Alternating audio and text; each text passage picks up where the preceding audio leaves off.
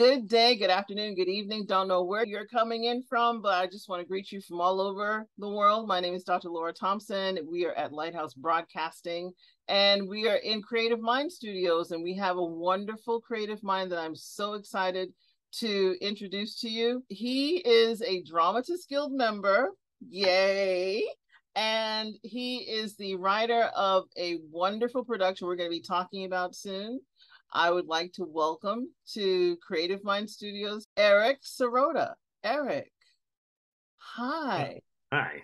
I've been excited to meet you because of what you've done. So I want to get right to it because I have a lot of questions for you and I want you to kind of spill your guts and tell me what's going on. So you have a wonderful piece, and just tell me the name, tell me the proper name of the piece. I want to make sure that I have Okay. it correct. The name is A Good Day. A Good Day. Okay, so I want to know first, what was the inspiration behind the piece A Good Day? Tell me about that. Okay, well, I'd already written a number of musicals, Mm-hmm. and based on other types of things. But my father had Alzheimer's, Oh, and in the later years, the only way to reach him was through music, singing songs he knew earlier in life.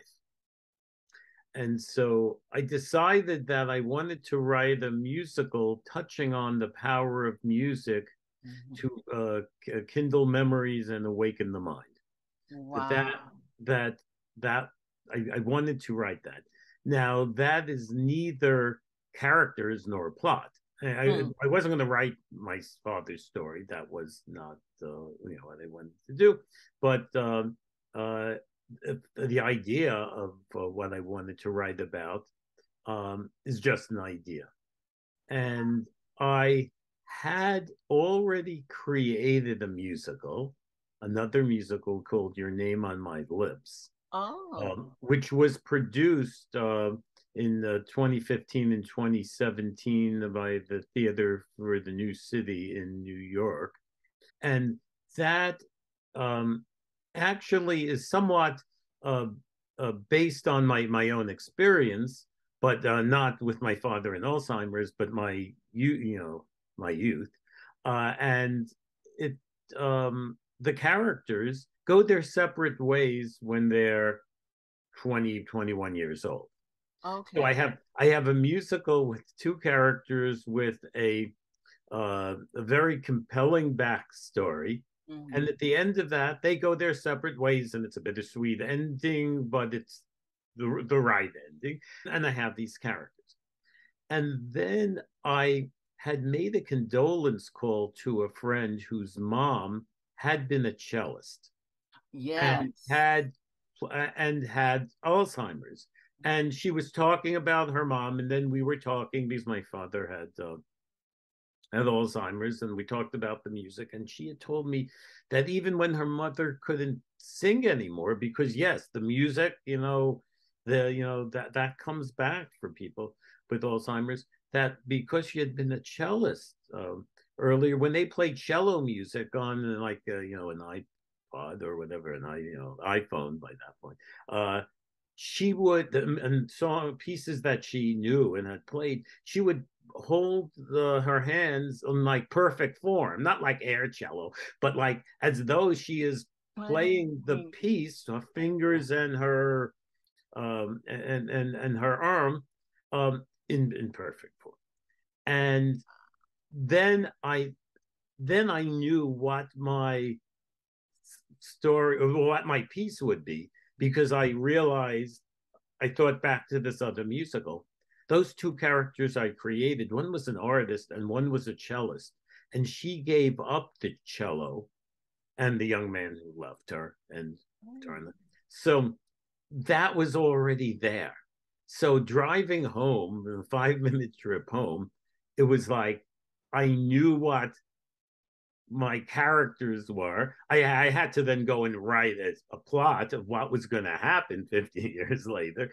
But but uh, that sort of gave me the plot. So the inspiration of the why was about my father, and then putting that together with this other material gave me the ability to go and write it.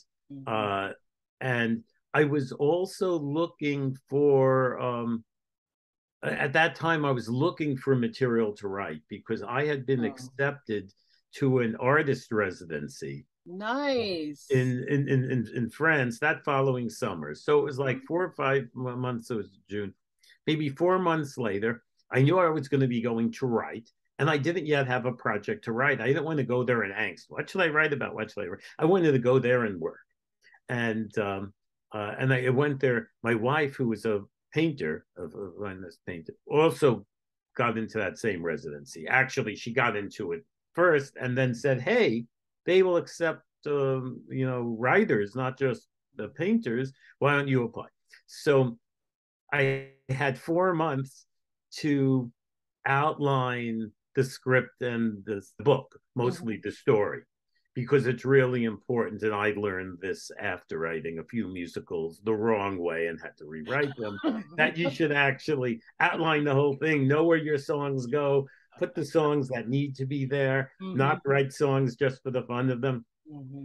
And all of those things. So I did all that work before, and I had it outlined with little ideas. And then during the 15 days there, or 4 to 2 weeks, I basically wrote 15 songs and the other material. And so this is June 2019. And my goodness.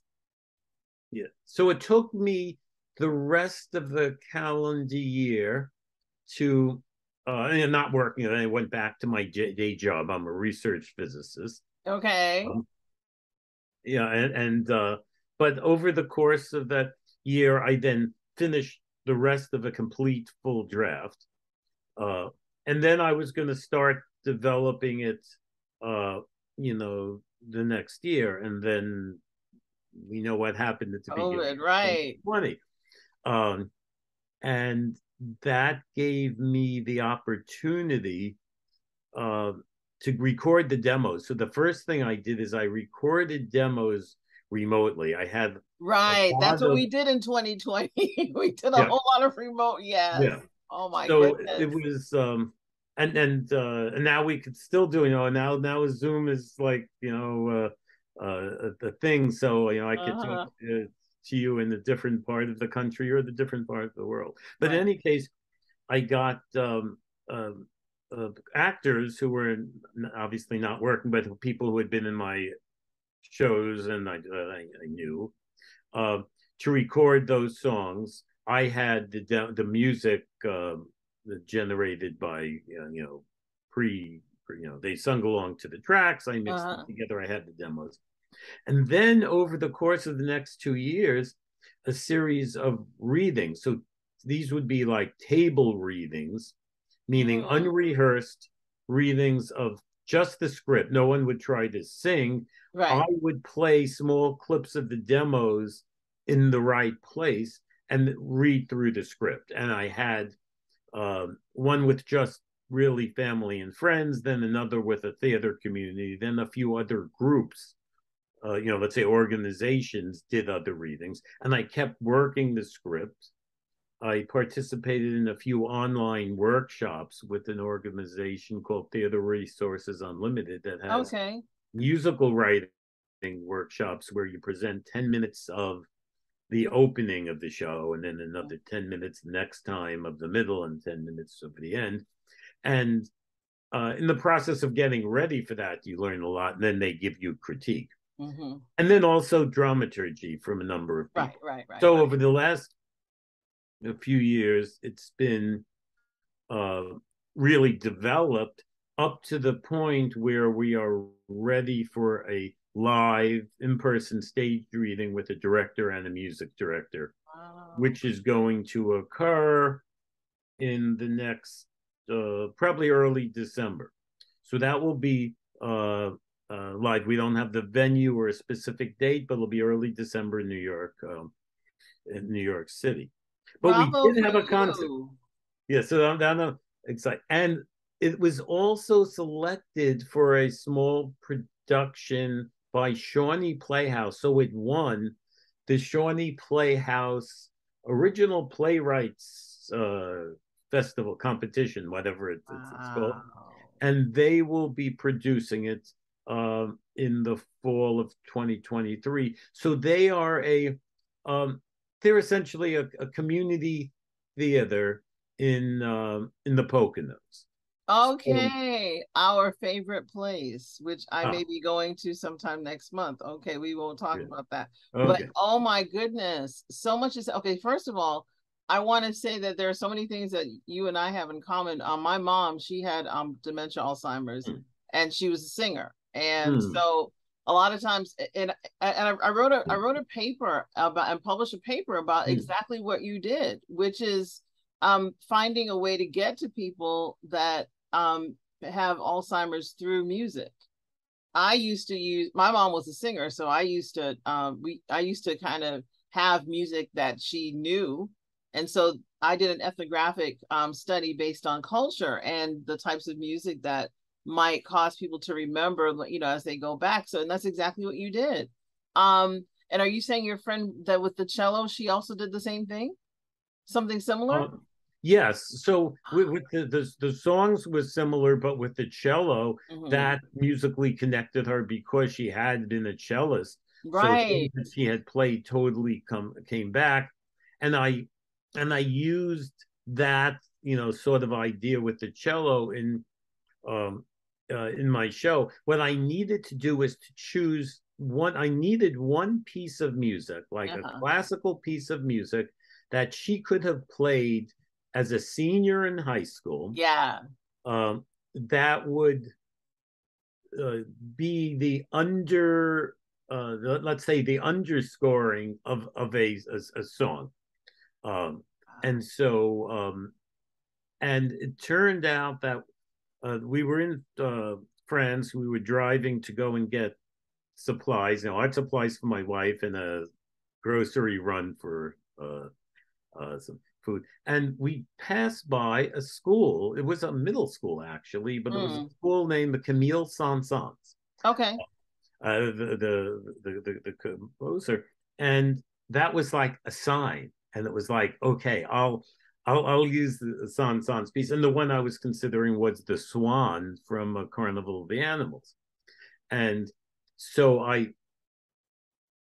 for a one of the songs where she is starting to remember Mm-hmm. playing, that there's a song that basically a duet that is written with the swan as the background, Wow. and uh it's I think one of the most, a lot of powerful, but that's a powerful moment because she's starting to remember things Mm. about their relationship, because the idea is these characters are brought together. He's a widow, uh, Mm.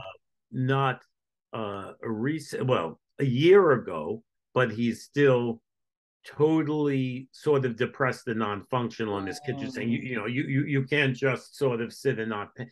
He won't paint anymore. He's just like, I wouldn't say catatonic, but he's really not doing any movement. He's not moving at all on, and he has grandchildren and things like that. And she had, and the story picks up right when her husband passed away, and she has to go to a nursing home because Mm-hmm. the children make that decision because it's just not safe for her to be in the house by herself. So that's what picks up the story. Wow. And so and they find a painting that he painted of her when they were very young. That was a Mm. gift, and it's a picture with her with the cello, and the children didn't even know she played cello because she had given that up a long time ago. And they are looking for anything to connect to the mother's past, and they see the painting assigned, and they track this guy down, and Wow. then he's brought in, and he gives a and as they're playing, they're starting to remember things, and then Mm. she remembers that she sort of let him go, uh, but little pieces, and then um, uh, some memories are, slowly coming back, Mhm. bits and pieces, and at the very, sort of end of the climax of the song, she remembers the night that she stayed with him. She stayed over Wow. with him last night before she went to college. So that, and then the next beat is, "You're such a nice man. Who are you?" Like, she, Oh it's my like, goodness. but those things are sort of so real, because you can have a They conversation all of are. a sudden. I mean, I knew it with my um with my father, that there's recognition. Sometimes we come in and there's not recognition, Right. but then maybe after singing, there is, and then he starts talking, but then he goes back, and Right. then it's the It's devastation of the not knowing the names. oh, right. So The the other same thing main, happened with my mom. We'd be in the car, she'd be singing up a storm, and then she'd be like, "You're such a nice person. Who are you? What do yeah, they yeah, call you?" yeah, and for a child, it's It's you just, know oh my for gosh. for the grandchild, I stopped at, for a while, I didn't know like how bad it was, and I was almost found myself testing, so he would say something that would make me feel good that he was remembered. Right. Eventually, I I stopped doing it because it was only painful. Eventually, he might come along and say something that Hmm. would uh, bring something back. Sometimes I would bring pictures I found to say, "Oh, do you remember your parents?" And Hmm. then he would say something of like, "Oh yeah, who is that? Lady? I know her." Or things like that were partly. But then my son and my daughter, they were, high school age, no, yeah, early high school, somewhere in, that period of time. And I remember my son said that he was dead. Like when he died, I said, "Well, I already lost him so many years ago." Oh Like when wow. he didn't know who he was, and I said to my son, "Oh, it's because you're taller now." Because he was during a growth Oh spurt my where he had a beard, goodness. and I knew it wasn't true, and my son knew that it wasn't true, and but every once in a while he would remember that, Yeah. oh, correct that person. But the idea of going there and not being recognized by your grandfather, who knew you very well for, So probably long. at least 15 years, Hmm. um, It's challenging. is for a younger person. So the other, I know you had asked about like the main characters, and I sort of told you the two, older characters. Hmm. In the artist, he's the main character with the want is sort of being able to move on, but when he's given this painting, and this was like a ghost. His first thing is this a ghost or an angel? The specter of the dark or light of the globe. Hmm. Uh, will this uh, bring back old memories and demons for him, since he had to get over her when she left him, he had to put that aside, and that was so. But all this help him, and he knew that doing something and going to her and talking to her will help her, because it will, help her children who came to her. So the other want is the children Mm. who, they're sort of like, one song is, "Oh Mama, please say our name." I remember that. And so okay, let's go back for a second. Yeah. So this is it's a combination of an actual play and a musical. So it's not just singing. It's an No, no, entire it's not. production. Yeah, yeah. So it's a, it's a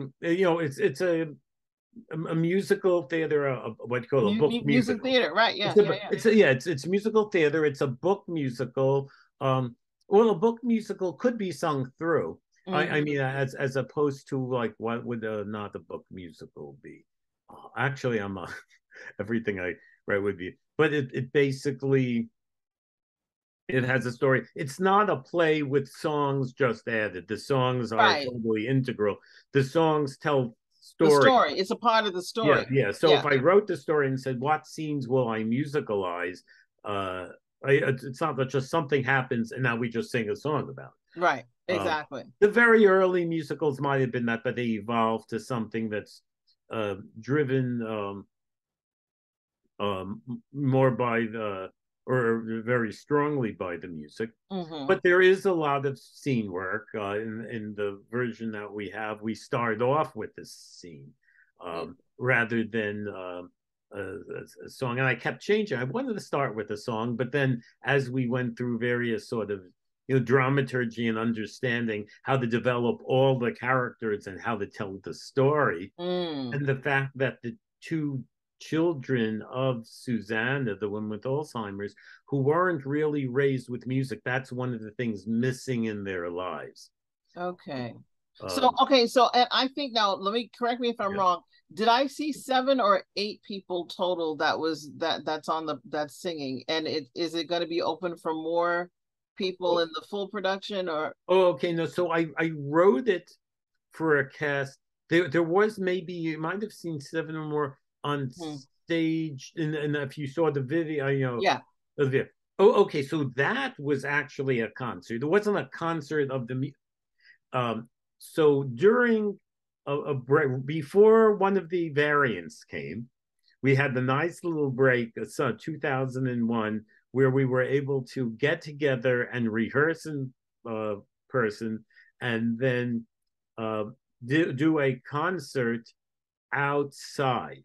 Uh, Hmm. Right. and so it was in Ellsworth Park in Union City, New Jersey. Okay. And we were invited there by the city, which had like A festival or yeah, something like that. yeah, like well, they like to have concerts and things Yeah, that's what it looked like. It looked like something it was in the informative for park. So yeah, yeah. they'll have things in the park.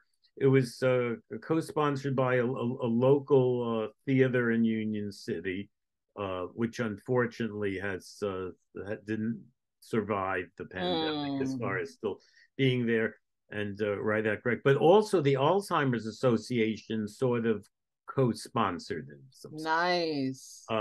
It was so as part of their longest day activity. It wasn't on the long, it wasn't on the 21st per se, but it was associated with that. Yeah, And how did they find out about you? I contacted them. Wow. So I when I was early in the writing stage, I wanted to do two things. I wanted to find out, can I find this community, because that will be potentially people interested in seeing the show, not people with Alzheimer's and not people who are undergoing the family members right then because it's too close, but clearly people who have been touched by it.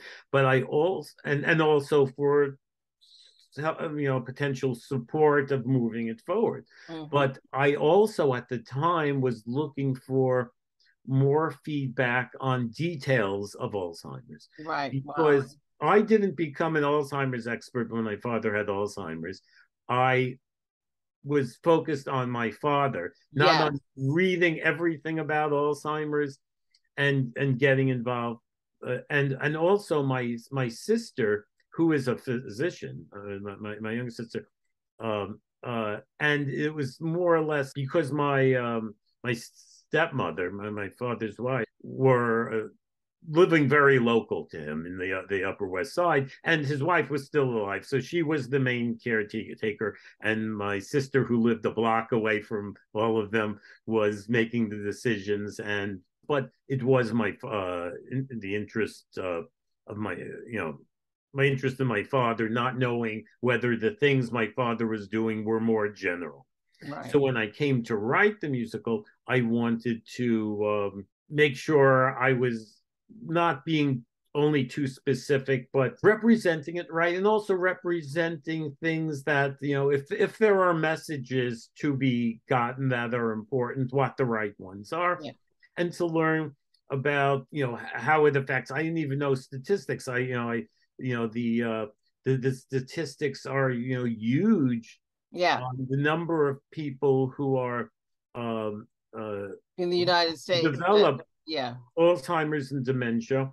It's much larger it's in women. huge.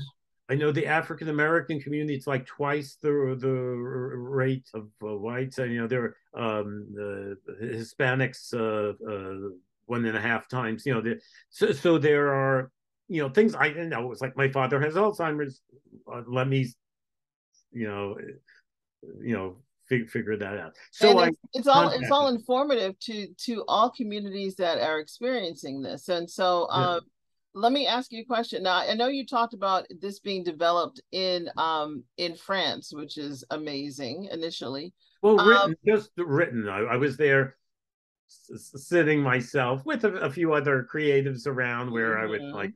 play a song for them And occasionally. this is back in 2019. So So that now was in 2019. So yeah, all and the now other, yeah. now we're at 2022. And when was the performance? And I'm just trying to figure out like how long did it take to kind of put the whole thing Oh, so together? that concert.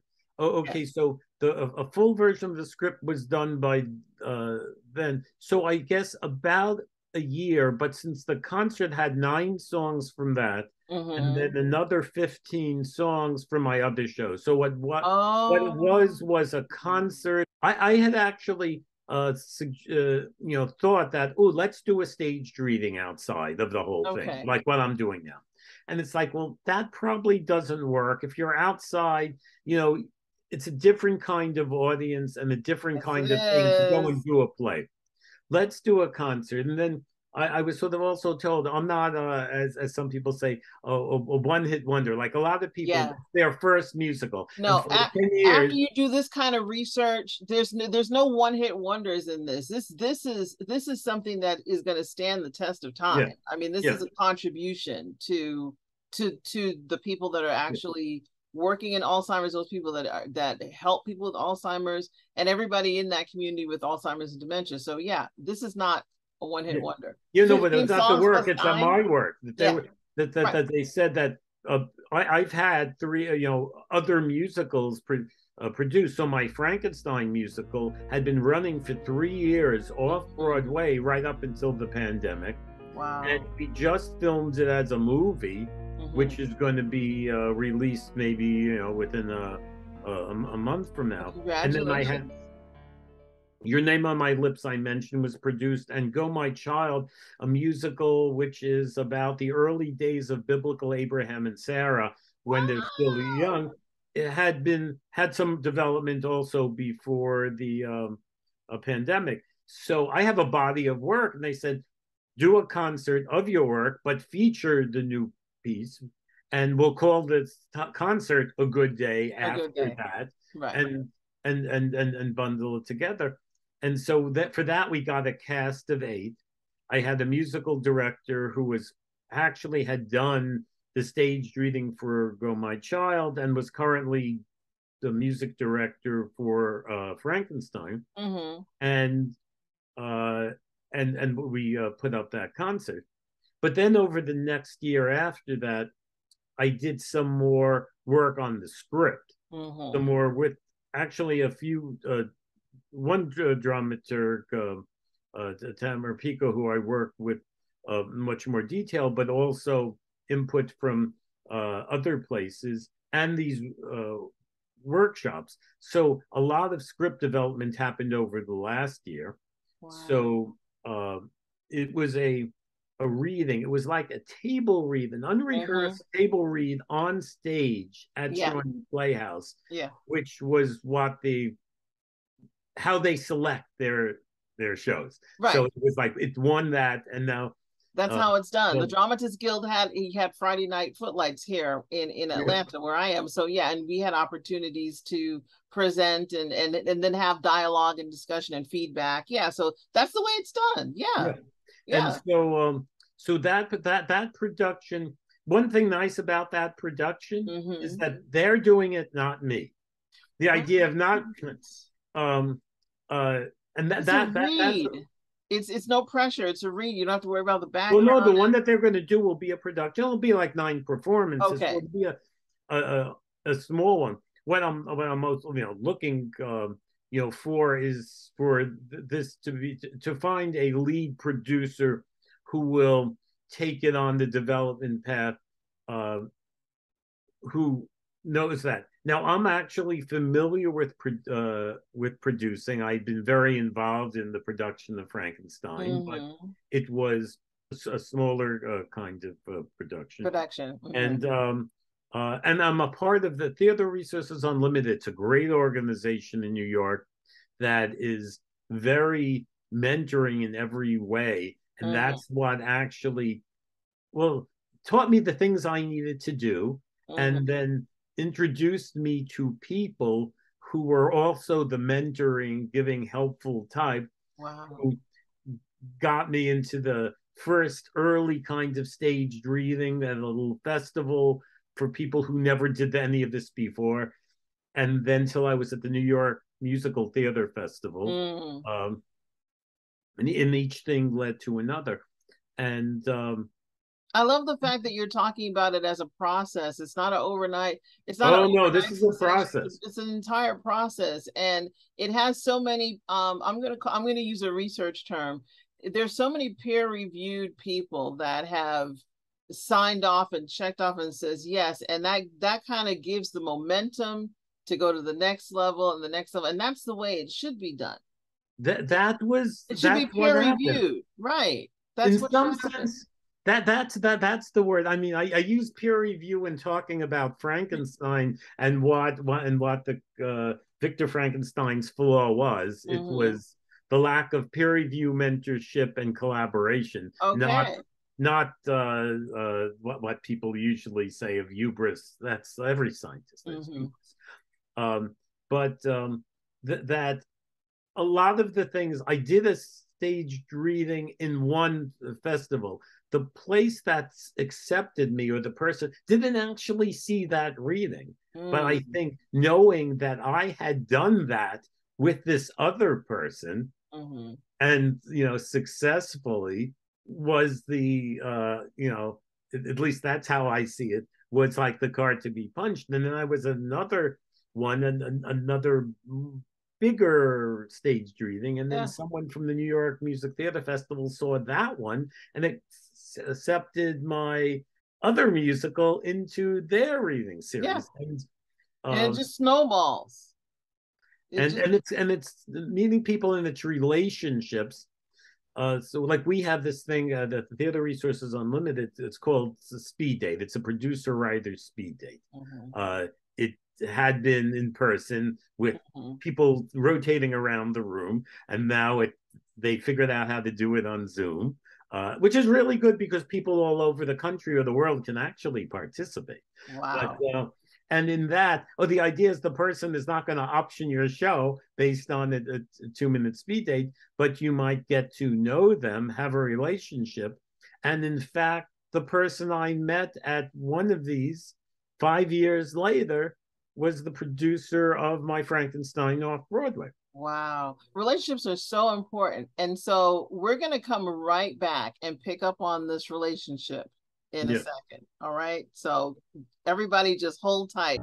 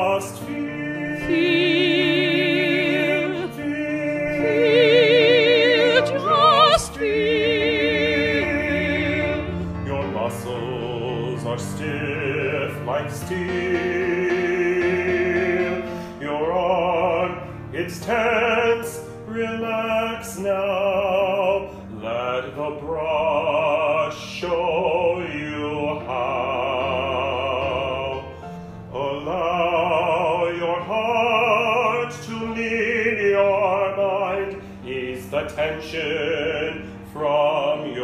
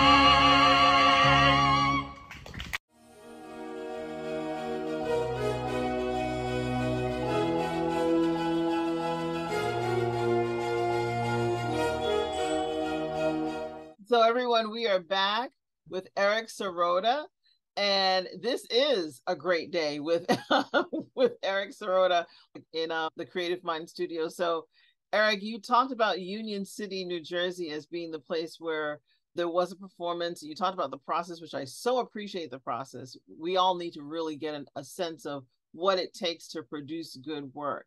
Are there any other performances upcoming, or what do you think is going to happen with this project post the Union City, the stop in Union City?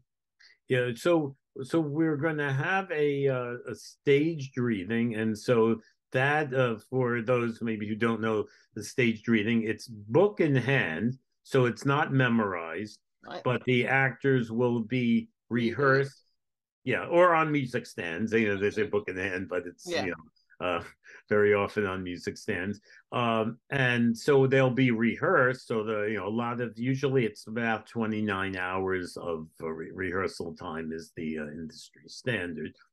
And so the music is rehearsed with the music director, and the director rehearses the dialogue, but there's no scenery or any of the other things. There could be minor sort of staging of like who sits and stands when, or depending on the nature of the cast, they move around or might interact with each other. Right.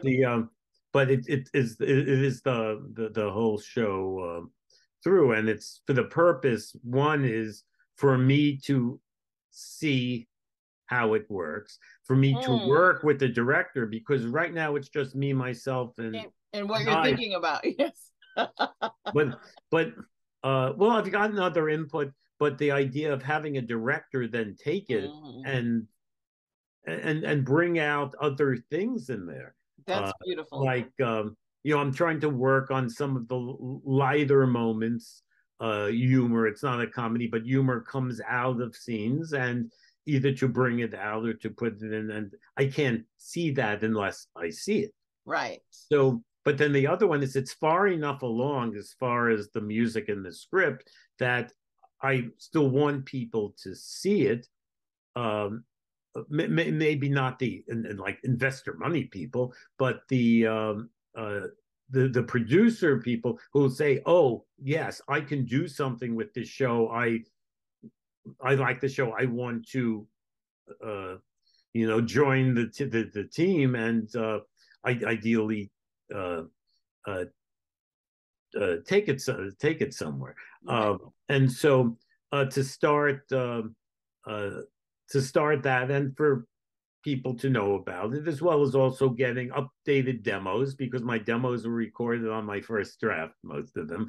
So the songs have improved, or been changed. And so, and also played with a music director, not played with a computer, Sibelius. Right. Playing it. Sibelius, our friend. Yes. Yes, we're really good. But once the music director gets hold of Abbott it, Sibelius, you guys get it. Yes, or Finale Notepad, get something, okay? And so this will be take place. There'll probably be two performances in December 2023. No. This the staged reading is going to be in this December. Yeah. We're already have plans for. We don't have the date, but I have the director and the team that's sort of going to produce the staged reading. We're starting that. Like the director just finished getting another show up, so nice. They're going to be ready to work. So so that's going to happen right away. Up in Shawnee, Pennsylvania, there will be a production of the work, which will be presumably revised between now and then based on the staged reading, if there is, and whatever else, and whatever else, comes in. I don't have anything scheduled between now and then, but we might do some kind of workshop or things. We don't get through the stage reading and then see what work I might do on my own on it, depending on that, Mm-hmm. or to see what other, theater group or producer might uh, take it further. Uh, Wow.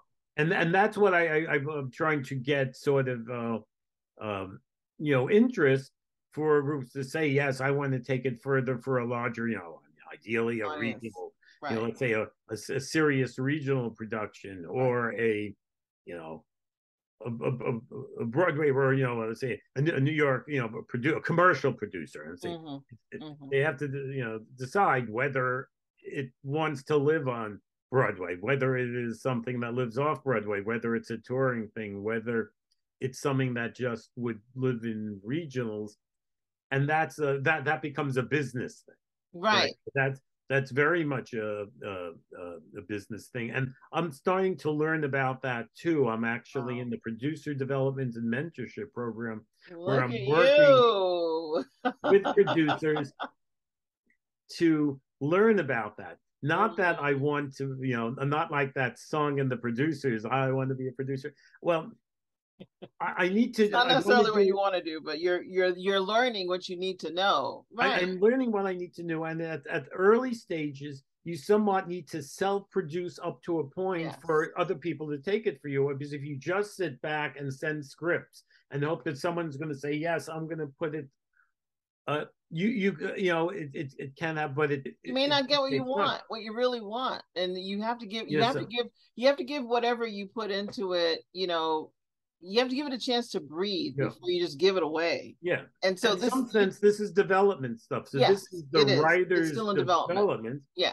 and and getting other people who are, part of it. So it's not necessarily self-producing, as I'm funding the whole thing and paying Right. everyone to do it. Right. Because when I work with the Right Act Repertory, Mm-hmm. um, they're putting in Right Act's own resources, their own, people's time, because they also believe in the project, just like any nonprofit. Yeah. But I also need to be directly engaged. But even learning what I'm learning about even big commercial producing, Oh yeah. I will be able to work. I understand what the producer needs, what the producer needs to know, and where the boundary between writers should be, and when I should uh, let them, Yeah. you know, um, Yeah. uh, let go. Like I was sort of told, I don't know if this is should be the case, but a writer should not be in the room when they come up with a marketing logo.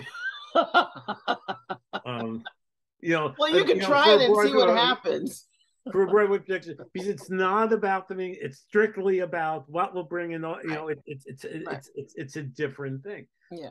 So Um, okay, so everybody's going to have their take on it, meaning the marketers will have their take on what should happen. Okay, you're the writer. Let's talk objectives, right? yeah. So what is the takeaway that you want people to have after viewing, listening, being part of this, like being engaged? Like what's one of the takeaways that you want Oh, to okay. For an audience member, yeah. not like what do they do with it next. So obviously, I want people to say, "Oh, you should see the show." I want them to, um, when I write musicals in general, I Mhm. want them to go on an emotional journey with it. Okay, that's the first thing, the emotional journey. Was that the intention as you were writing it, the emotional journey, or did Well, it just everything I evolve? write, Okay. all musicals I write, we say, what is it about? Musicals tend to be less intellectual, Hmm. less, it's like, okay, I want to beat them over the head with a point, whether it's a message, where, I mean, there are a lot of things. I mean, plays maybe could do that more. Like musical, you're going on in the Emotion. on an emotional journey, and you want to reach in and drag them and feel like they have gone through a emotional experience, and They're immersed in it. fulfilled that way. They're just immersed in the environment of Yes, whatever it is. Yeah. and and and and that the ending, it starts sad. It's a serious subject, but the ending is uplifting. So and that's in everything I do. In Frankenstein, Your Name on My Lips. I think that's why I write musicals. Uh-huh. Uh, and So there's the when I emotional start, journey. What else is there? Is there anything else? well, okay, so for this particular work, I want to in for people who don't know Okay. about Alzheimer's to inform, Yeah. and not just about the people with Alzheimer's, about the effect of that on their caregivers, Mm-hmm. meaning their, you know, their families and the because that's where it's hardest. People with Alzheimer's, they know what they know, they don't know what they don't know, and yes, um, it's difficult for the people who are totally cognitive and are having to take care of them, and who are having their hearts ripped out each time Yeah, I know. uh, Oh, they're not recognized. These things are hard. So to you could say inform people who don't know about that, but mm-hmm. also to bring this sort of to It's almost light like a awareness. It's like bringing, awareness, yeah, and then maybe also maybe a validation that people who had gone through that, it's not as much of a validation, but said, oh yes, I that's what I, oh that's just like yeah, what happened to me. This is just like how my mother was, yeah. or something like that. It's almost inclusive in its own way, where you're including the people. It's almost like people that are going through this, they're feeling ostracized, nobody really Yeah. understands. All of a sudden, when you have a musical like this, it's like, no, that's it. You are verifying everything that I said and people didn't believe or whatever. And now it's like it almost gives people voice, where they Yes. have language, where they can actually talk about it and not feel like they're just out there by themselves. So Yeah. this is profound what you're intending to do with this, and I know it's going to be most beneficial for so many people. And I think I mean, it's not so much that you're doing it to get the benefit. You're doing it because it needs to be done. You're the person that's been given this gift of these songs and this music and this concept, and not and it's funny because it's like you're just starting. When I say just starting, I mean, someone would think, okay, well, you're writing and you've written this thing and you're not doing anything else. No, you're taking classes, you're taking mentorship, you're learning about the business. It's like it's all starting again. I don't know how long you've been doing this in your life, but to me this is like another level of effervescence. At Since least that's what I'm getting from 1981, you. Ma. since 1981, more Okay. actively for 15 years. It's the thing. 1981, I Wow. saw, my mother took me to the Gianella play, Okay. Frankenstein, or it was Broadway. It was a relatively famous infamous production that closed after opening night, and it was a big loss. But I heard the story, Mary Shelley's story, sing in my head as a musical, and Mm. I started writing a musical knowing nothing about it. Right. Okay. And also, like Victor Frankenstein, I was far from home and far from the girl I loved, studying science, and like Victor Frankenstein, and this story spoke to me intellectually and emotionally. Wow. I finished the first draft in 1990, but Mm-hmm. then came life, Yeah. my family, children, my day jobs, and my scientific career. Um, by 2006, I started getting back into music theater Well, that's good though. writing, Mm-hmm. and really actively since 2012, when I started really engaging with the community, making contacts, going into New York to Mm-hmm. have things performed, things workshopped, uh, and so it's gotten to the point where I I learned a lot, because Mm-hmm. when I wrote this piece, I felt I knew what I was doing, because all the mistakes I had made that had to be corrected and rewritten, I didn't start there. I started knowing more. And I find myself also being a mentorship resources to writers who are new to it. It's like they're coming Wow. with their So thus the first script. workshops that you can easily do a workshop out of this at any point in Yeah. time. Yeah, and so I feel myself not just learning, but also now Teaching. teaching the less experienced people or having gone through all these development steps.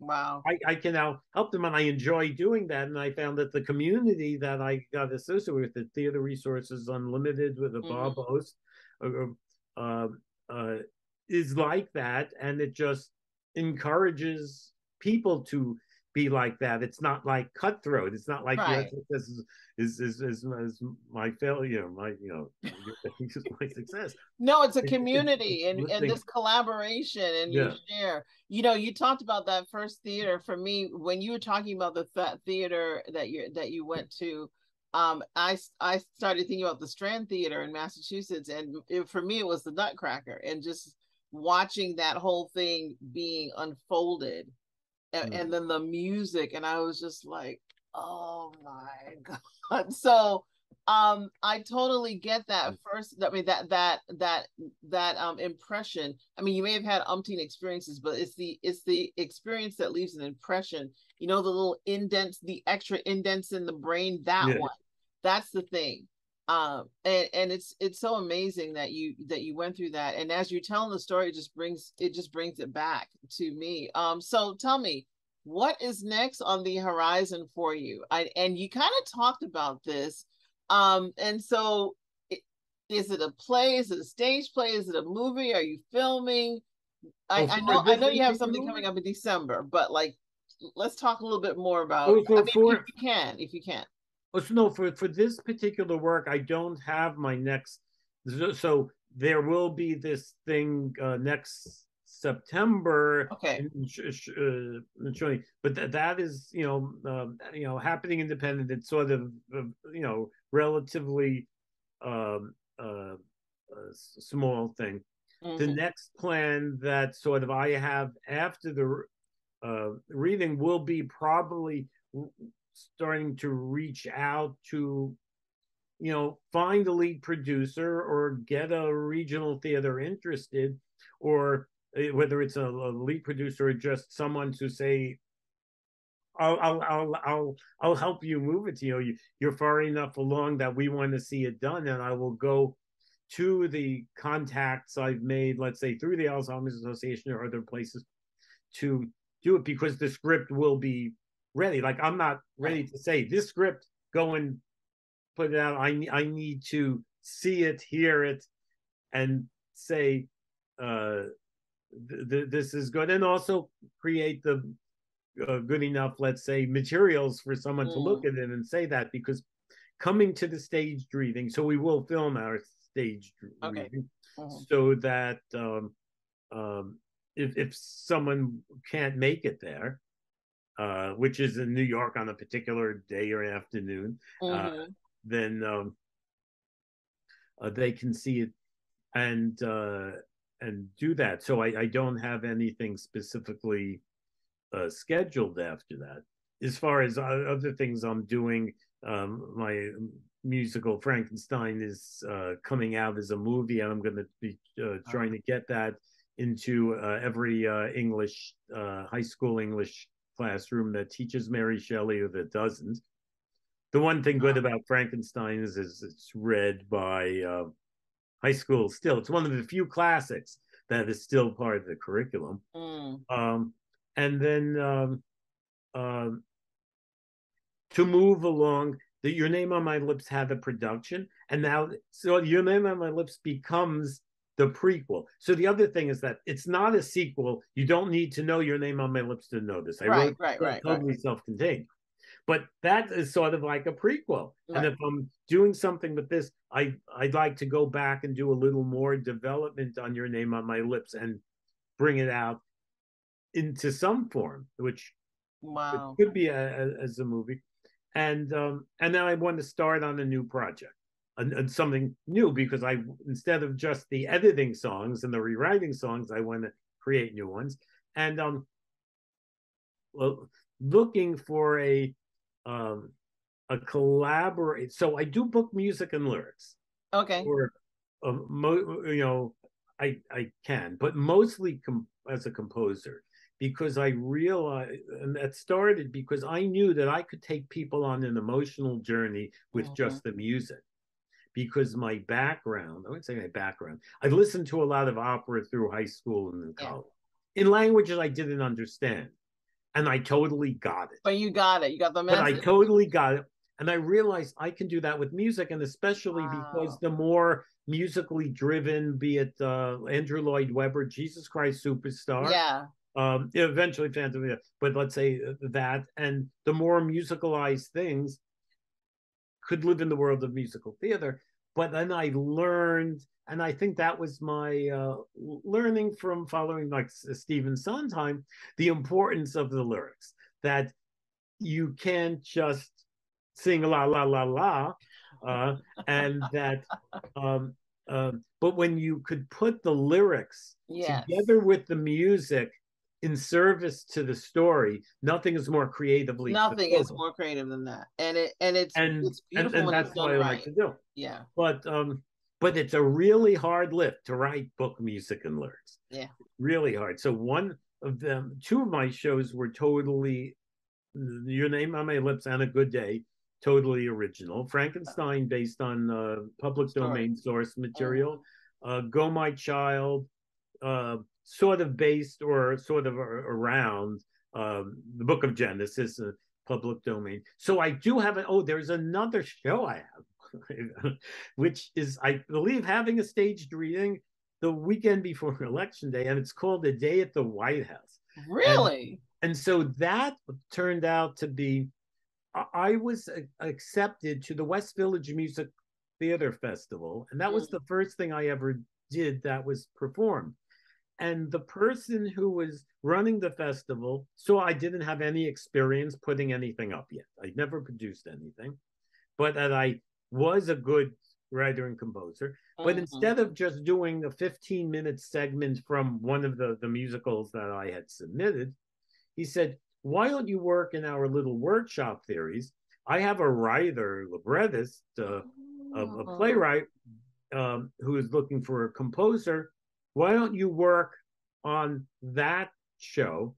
And so I wrote the music for 3 songs. Wow. So my first thing was only being the writer of the music, so Mm-hmm. I could focus on one thing.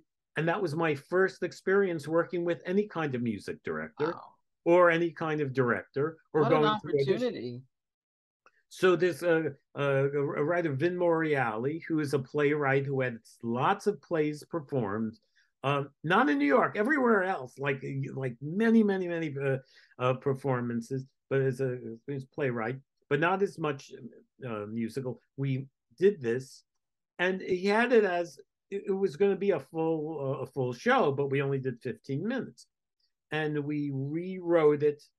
Uh, we finished it as a full length um, uh, just a few years ago. It basically is the premise, and he's a very good comedy writer. It's something I can't do. Very slapstick. Mm. It's the early 20th century comedians are inhabiting Washington and the White House, and the president um, Oh. is a Groucho Marx like character, the Okay, Sparks okay, okay, brothers, okay. called the Sparks brothers. So we don't. And there's the three. There's people who are similar to the Three Stooges there, Uh-huh. the Marx brothers, and a few other comedians of that time period. And and it was a whole other experience. He had lyrics. I put them on the piano, and I wrote the music to it, which was sort of easier than doing the whole thing myself, Right, okay.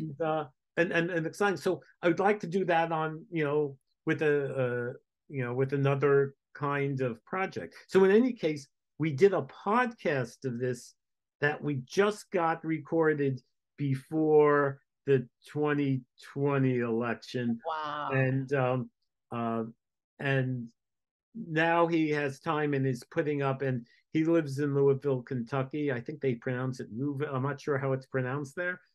Louisville. Louisville. I think I call it Louisville. Uh, in there will be a staged reading and a small and a production later in 2023, and that's sort of interesting show because when he first wrote it, I mean, he had the concept of this in the 1990s. It was sort of Mm-hmm. like poking fun at both sides of the island, extreme, with extreme things, and then it was like the last president. It was like you would think that this was written about it was like it was no, this is not about him. It was written way before him. He just gets it. So like just some of He the just got his behaviors. hands on the script and did a redo. Well, no, so I'm obviously joking. I'm joking.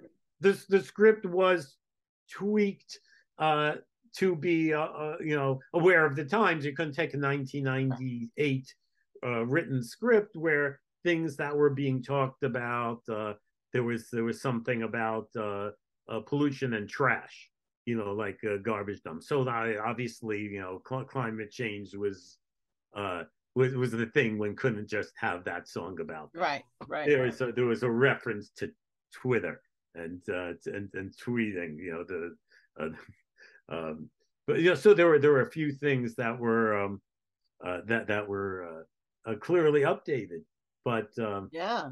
so this is going to be again on stage as well, but as a writer of just the music, it's less you know it's less for me to. But what I'm looking for is like, okay, what's my next project going to be, and who am I going to work with? I mean, I do have ideas if I go and write one myself, but that's a big project, and I'm sort of busy with these Yeah, this aspects one's of keeping the you project tons now. busy. Yeah, Yeah. so writing new material like this week, I'm going to staged reading. We're getting into the final orchestrations for the movie version of that, and yeah, I'm gonna fly to Kentucky or drive there to see a reading. So, but yeah, I want to get onto have that project so when I have time and say, yeah, I just want to write today, I can write Right. new songs for something new, rather than sending emails or editing the script. And a lot of sending emails like, okay, I need to submit these to theaters. How am I going to get these? I have to just send stuff, which I That's think is it. how I That's it. found you. Right, right. Yeah, yeah. I mean, I have a post for those people that don't know, people that are members of the Dramatists Guild. I have a post in the Dramatists Guild. And it really is just to find out about people like Eric and some others that have written things that have some sort of focus or something to do with diagnosed or even undiagnosed mental illnesses. And ALZ dementia is one of those that are classified under a mental condition. And we need to be aware. You mentioned a few moments ago, and I'm sidetracking them and come back because we have to Yeah. wrap up. But you mentioned a few moments ago that as regular curriculum in the schools, that students are still Frankenstein is still required reading. And so I was like, I wonder if we need to start having students read about things with Alzheimer's and dementia, because it's common. It's extremely common. And people, consider the grandkid that may have a grandparent that's going through something and doesn't have a voice to really articulate, what it's like to be forgotten by your grandma or your grandpa. And so, yeah, I was There are wondering. probably lots. If you look at the amount of the number of cases of have that there, they probably have that there, and maybe Mm-hmm. get to know, like, the I am not alone. I mean, I think the way we're hearing this about a lot of communities of all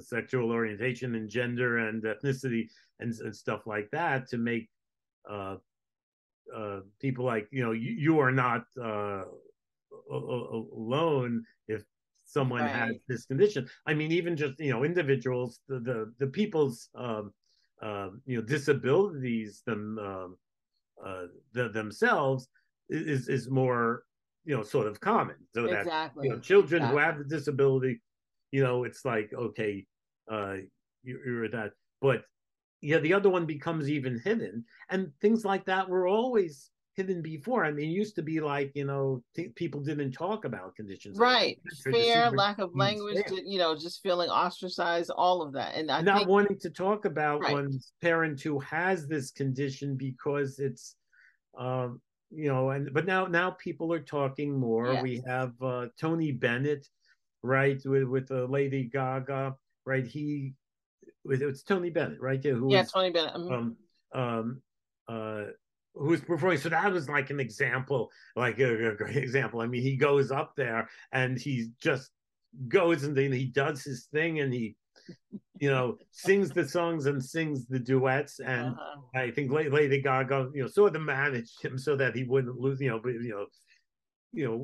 in that In sense, that sense. that he was um, able to come across there. And even when he's losing the ability somewhere else, and Yeah. that's a perfect example. Yeah. There's somewhere floating on YouTube a dancer who they played the music that she had danced to I on Lake saw or that something, and one. she's And doing she's it the just same doing thing this as in I the said chair. before. Yes, I saw that.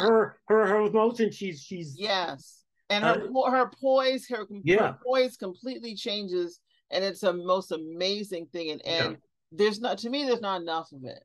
And so you've mentioned on more than one occasion that you're looking for a producer, and probably not only for this but for other projects you're Yeah. working on. So I want to know, where can people find you? Where can they contact you? Do you have social media, or Uh, what's well, what's well, what's safe that you can give out for well. people? You can my email. Okay, my email address is Eric with a C at ericsirota.com. Yeah, Okay. CSIROT.com. My website is ericsirota.com. Mm-hmm. And that has All the like a information. little thing on each of my shows. Um, um, I'm there on I'm there on Facebook, and my shows are there on Facebook. But the Mm-hmm. easiest way to find material about me is on my website, emailing me. They uh, can contact me that way, and I to send more information. But there's some clips of stuff, and I like talking about my work. So Look, I'm so happy to speak to you. I mean, it's not an I don't think we get to talk to playwrights enough. And sometimes playwrights get so, locked into the process, they there's no outlet for them. And I so appreciate not only you taking the time to speak to us today, but to talk about the process and how everything builds and evolves. And it's not just, the goal is not just to be a one hit wonder. The goal is to actually make a contribution to the body of work. yeah. And I didn't even get into talking about the style of music and that kind of stuff. I think I'm gonna have to call you back when you do the Abraham Sarah, and we'll talk about music styles then. But I am so thrilled to have had you, Eric, just to talk about talk about this production. And it is a great day. It's a great day that we have this means to communicate.